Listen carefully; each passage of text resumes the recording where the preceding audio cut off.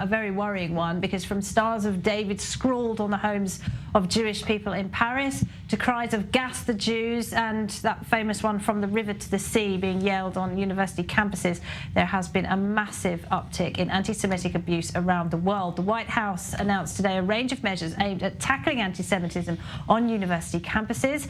Well, my next guest has been part of efforts to reassure Jewish students in New York State. Rabbi Marc Schneier, president of the Foundation for Ethnic Understanding. Welcome. Great to have you back with us. We've seen shocking scenes, haven't we, over the past 2 weeks, mainly from university campuses. I mean, are these institutions still safe for Jews?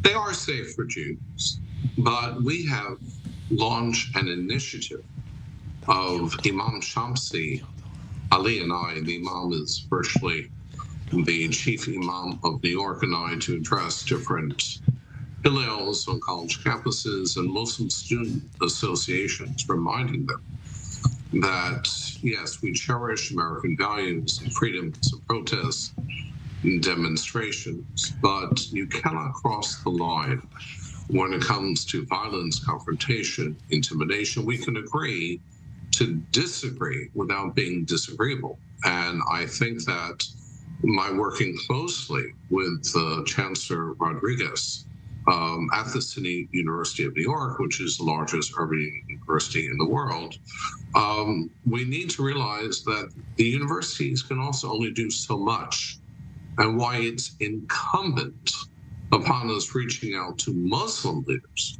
to begin addressing the youth of the American Muslim community in terms of conveying the message that we are now conveying on college campuses. Yeah, we're just looking at pictures of you now sitting alongside an imam, and you were both kind of delivering a message of peace to people. But it's interesting, isn't it, Mark, because, you know, you hear from Egyptian Americans, Lebanese Americans, Iraqi Americans. They seem to kind of have a, you know, not only a better grasp of history and what happened in the region, but you certainly don't see them joining chants for Israel to be destroyed. It seems to be the younger generation. Bizarrely, some of them are Jewish themselves, and they just don't seem to have any grasp of history. They don't seem to know, you know, how Israel was here, you know, what the region looked like, about the Ottoman Empire or anything. There seems to be something, you know, problematic with the education system on these university campuses. You're spot on, but I often say that if people fight for their own rights are only as honorable as when they fight for the rights of all people. Why we must challenge American Muslim leaders to help protect and defend Jewish students on college campuses.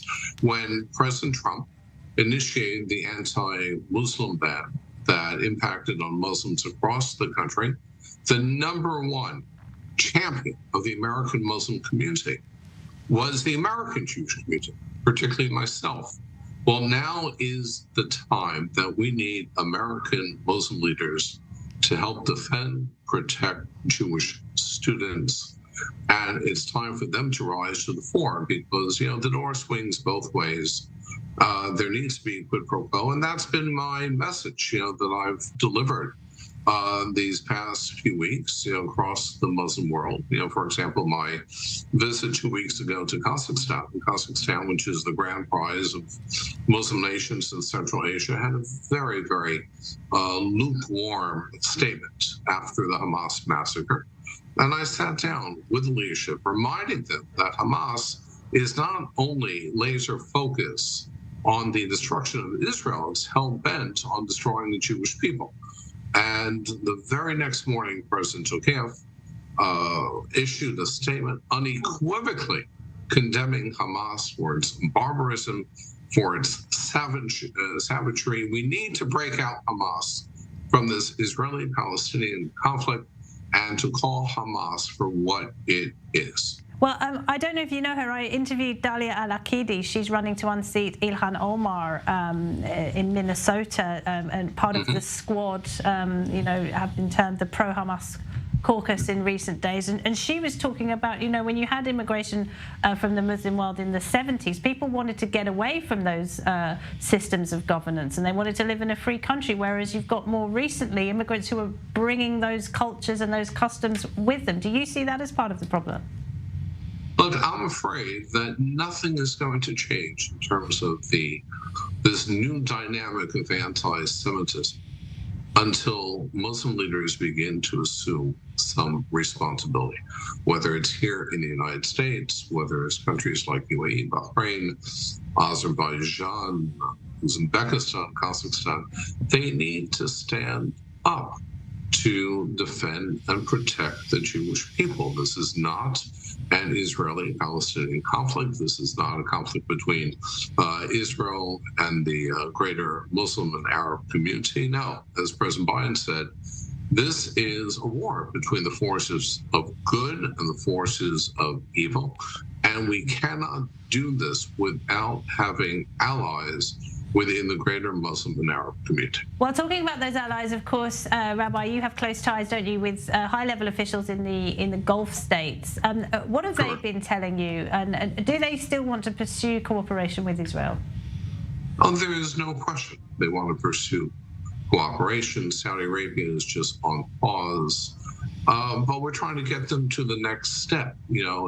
After the massacre, UAE and Bahrain did condemn Hamas, but we need to maintain that momentum, whether it's in the Gulf, whether it's in Central Asia.